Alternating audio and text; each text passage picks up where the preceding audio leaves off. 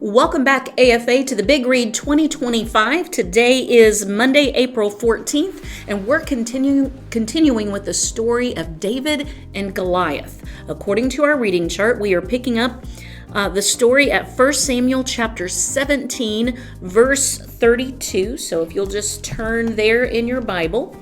1 Samuel chapter 17, verse 32. We're going to read the story through chapter 19, verse 17. Then we're going to pause and jump to Psalm chapter 59. If you want to pause the video and go ahead and find Psalms chapter 59 and have that ready, you may want to do that. Then we're going to jump right back to 1 Samuel chapter 19, and we're going to finish reading the story. So, are you ready?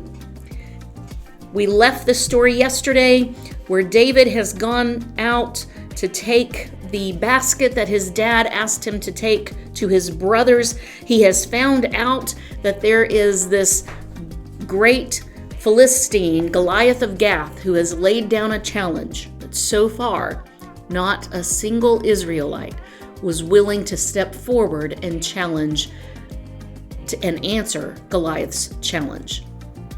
But we know what David will do. Here we go. 1 Samuel chapter 17, verse 32. David said to Saul, "Let no man's heart fail on account of him. Your servant will go and fight with this Philistine." Then Saul said to David, "You are not able to go against this Philistine to fight with him, for you are but a youth, while he has been a warrior from his youth." But David said to Saul, "Your servant was tending his father's sheep. When a lion or a bear came and took a lamb from the flock, I went after him and attacked him and rescued it from his mouth. When he rose up against me, I seized him by his beard and struck him and killed him. Your servant has killed both the lion and the bear, and this uncircumcised Philistine will be like one of them, since he has taunted the armies of the living God." And David said, "The Lord who delivered me from the paw of the lion and from the paw of the bear, he will deliver me from the hand of this Philistine." And Saul said to David, "Go, and may the Lord be with you." Then Saul clothed David with his garments and put a bronze helmet on his head, and he clothed him with armor. David girded his sword over his armor and tried to walk, for he had not tested them. So David said to Saul, "I cannot go with these, for I have not tested them." And David took them off. He took his stick in his hand and chose for himself 5 smooth stones from the brook and put them in the shepherd's bag, which he had, even in his pouch, and his sling was in his hand, and he approached the Philistine. Then the Philistine came on and approached David with the shield bearer in front of him. When the Philistine looked and saw David, he disdained him, for he was but a youth and ruddy with a handsome appearance. The Philistine said to David, "Am I a dog that you come to me with sticks?" And the Philistine cursed David by his gods. The Philistine also said to David, "Come to me, and I will give your flesh to the birds of the sky and the beasts of the field." Then David said to the Philistine, "You come to me with a sword and a spear and a javelin, but I come to you in the name of the Lord of hosts, the God of the armies of Israel, whom you have taunted. This day the Lord will deliver you up into my hands, and I will strike you down and remove your head from you. And I will give the dead bodies of the army of the Philistines this day to the birds of the sky and the wild beasts of the earth, that all the earth may know that there is a God in Israel, and that all this assembly may know that the Lord does not deliver by sword or by spear, for the battle is the Lord's, and he will give you into our hands." Then it happened when the Philistine rose and came and drew near to meet David, that David ran quickly toward the battle line to meet the Philistine. And David put his hand into his bag and took from it a stone and slung it and struck the Philistine on his forehead. And the stone sank into his forehead so that he fell on his face to the ground. Thus David prevailed over the Philistine with a sling and a stone, and he struck the Philistine and killed him. But there was no sword in David's hand. Then David ran and stood over the Philistine and took his sword and drew it out of its sheath and killed him and cut off his head with it. When the Philistines saw that their champion was dead, they fled.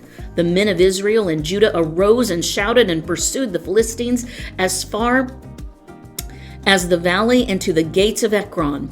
And the slain Philistines lay along the way to Shaaraim, even to Gath and Ekron. The sons of Israel returned from chasing the Philistines and plundered their camps. Then David took the Philistines' head and brought it to Jerusalem, but he put his weapons in his tent. Now, when Saul saw David going out against the Philistines, he said to Abner, the commander of the army, "Abner, whose son is this young man?" And Abner said, "By your life, O king, I do not know." The king said, "You inquire whose son the youth is." So when David returned from killing the Philistine, Abner took him and brought him before Saul with the Philistine's head in his hand.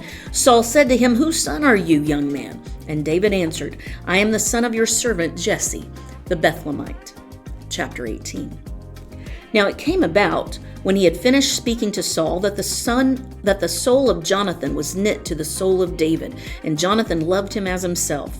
Saul took him that day and did not let him return to his father's house. Then Jonathan made a covenant with David because he loved him as himself. Jonathan stripped himself of the robe that was on him and gave it to David with his armor, including his sword and his bow and his belt. So David went out wherever Saul sent him and prospered, and Saul set him over the men of war. And it was pleasing in the sight of all the people and also in the sight of Saul's servants. It happened as they were coming, when David returned from killing the Philistine, that the women came out of all the cities of Israel, singing and dancing to meet King Saul, with tambourines, with joy, and with musical instruments. The women sang as they played and said, "Saul has slain his thousands, and David his 10,000s." Then Saul became very angry, for this saying displeased him. And he said, "They have ascribed to David 10,000s, but to me they have ascribed thousands. Now, what more can he have but the kingdom?" Saul looked at David with suspicion from that day on. Verse 10. Now it came about on the next day that an evil spirit from God came mightily upon Saul, and he raved in the midst of the house, while David was playing the harp with his hand as usual, and a spear was in Saul's hand. Saul hurled the spear, for he thought, "I will pin David to the wall," but David escaped from his presence twice. Now Saul was afraid of David, for the Lord was with him, but had departed from Saul. Therefore Saul removed him from his presence and appointed him as his commander of 1,000, and he went out and came in before the people. David was prospering in all his ways, for the Lord was with him. When Saul saw that he was prospering greatly, he dreaded him. But all Israel and Judah loved David, and he went out and came in before them. Then Saul said to David, "Here is my older daughter Merab. I will give her to you as a wife. Only be a valiant man for me, and fight the Lord's battles." For Saul thought, "My hand shall not be against him, but let the hand of the Philistine be against him." But David said to Saul, "Who am I, and what is my life or my father's family in Israel, that I should be the king's son-in-law?"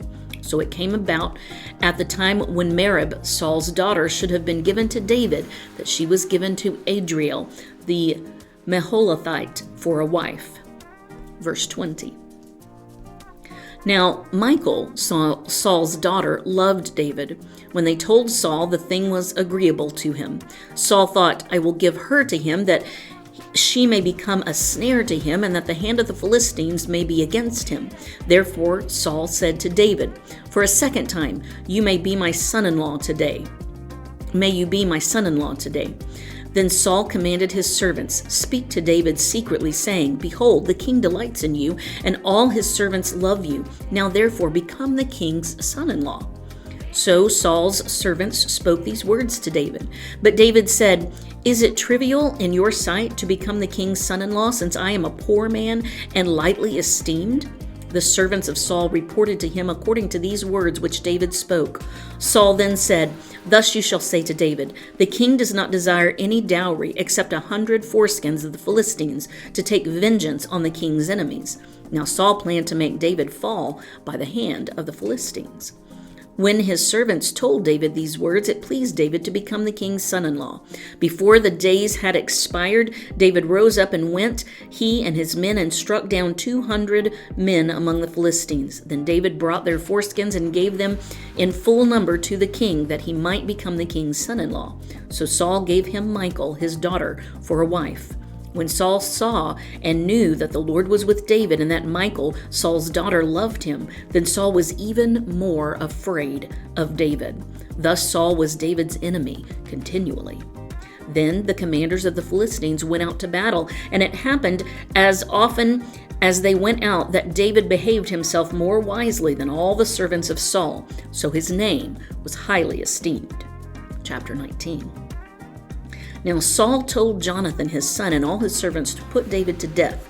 But Jonathan, Saul's son, greatly delighted in David. So Jonathan told David, saying, Saul, my father, is seeking to put you to death. Now therefore, please be on guard in the morning, and stay in a secret place, and hide yourself. I will go out and stand beside my father in the fields where you are, and I will speak with my father about you. If I find out anything, then I will tell you. Then Jonathan spoke well of David to Saul his father, and said to him, Do not let the king sin against his servant David, since he has not sinned against you, and since his deeds have been very beneficial to you. For he took his life in his hand and struck the Philistine, and the Lord brought about a great deliverance for all Israel. You saw it and rejoiced. Why then will you sin against innocent blood by putting David to death without a cause? Saul listened to the voice of Jonathan, and Saul vowed, As the Lord lives, he shall not be put to death. Then Jonathan called David, and Jonathan told him all these words. And Jonathan brought David to Saul, and he was in his presence as formerly. When there was a war again, David went out and fought with the Philistines and defeated them with great slaughter, so that they fled before him. Now there was an evil spirit from the Lord on Saul, as he was sitting in his house with his spear in his hand, and David was playing the harp with his hand. Saul tried to pin David to the wall with a spear, but he slipped away out of Saul's presence, so that he stuck the spear into the wall, and David fled and escaped that night. Verse 11. Then Saul sent messengers to David's house to watch him, in order to put him to death in the morning. But Michal, David's wife, told him, saying, If you do not save your life tonight, tomorrow you will be put to death. So Michal let David down through a window, and he went out and fled and escaped. Michal took the household idol and laid it on the bed, and put a quilt of goat's hairs at its head and covered it with clothes. When Saul sent messengers to take David, she said, He is sick. Then Saul sent messengers to see David, saying, Bring him up to me on his bed, that I may put him to death. When the messengers entered, behold, the household idol was on the bed, with the quilt of goat's hairs at its head. So Saul said to Michal, Why have you deceived me like this, and let my enemy go, so that he has escaped? And Michal said to Saul, He said to me, Let me go. Why should I put you to death? Now that's where we're going to stop for just a moment, and we're going to turn to Psalms chapter 59, and we're going to read a psalm that is a prayer for deliverance from one's enemies. Here we go, Psalm 59. For the choir director set to Altesta, a miktam of David, when Saul sent men and watched the house in order to kill him. Verse 1. Deliver me from my enemies, O God. Set me securely on high away from those who rise up against me. Deliver me from those who do iniquity, and save me from the men of bloodshed. For behold, they have set an ambush for my life. Fierce men launch an attack against me, not for my transgression nor for my sin, O Lord, nor for no guilt of mine. They run and set themselves against me. Arouse yourself to help me and see. You, O Lord, God of hosts, the God of Israel, awake to punish all the nations. Do not be gracious to any who are treacherous in iniquity. They return at evening. They howl like a dog and go around the city. Behold, they belch forth with their mouth. Swords are in their lips. For they say, Who hears? But you, O Lord, laugh at them. You scoff at all the nations. Because of his strength, I will watch for you. For God is my stronghold. My God in his loving kindness will meet me. God will let me look triumphantly upon my foes. Do not slay them, or my people will forget. Scatter them by your power and bring them down, O Lord, our shield. On account of the sin of their mouth and the words of their lips, let them even be caught in their pride. And on account of curses and lies which they utter, destroy them in wrath. Destroy them that they may be no more, that men may know that God rules in Jacob to the ends of the earth. They return at evening. They howl like a dog and go around the city.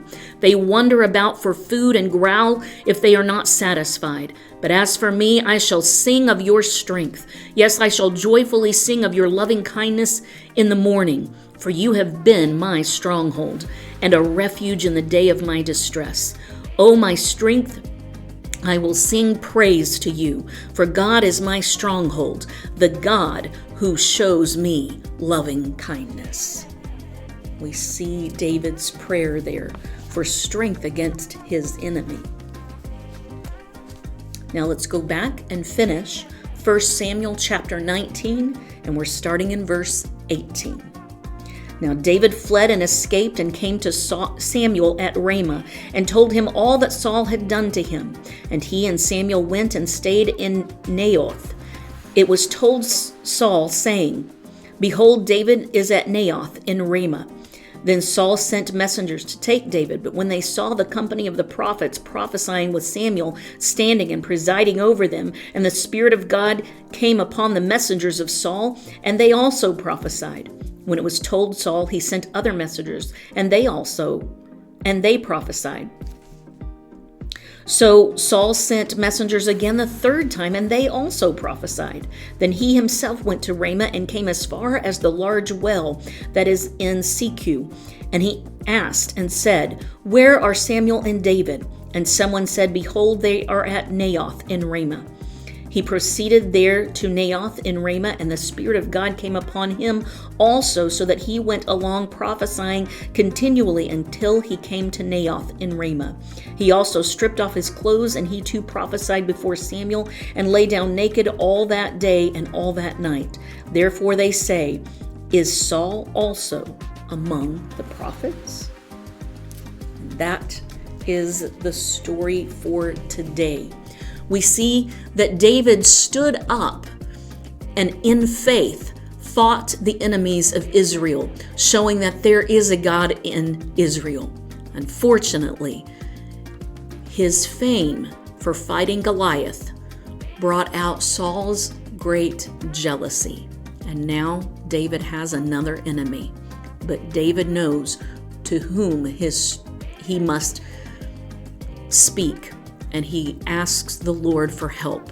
He knows that his strength comes from the Lord. Meet me here tomorrow, and let's pick up the story. I'll see you then.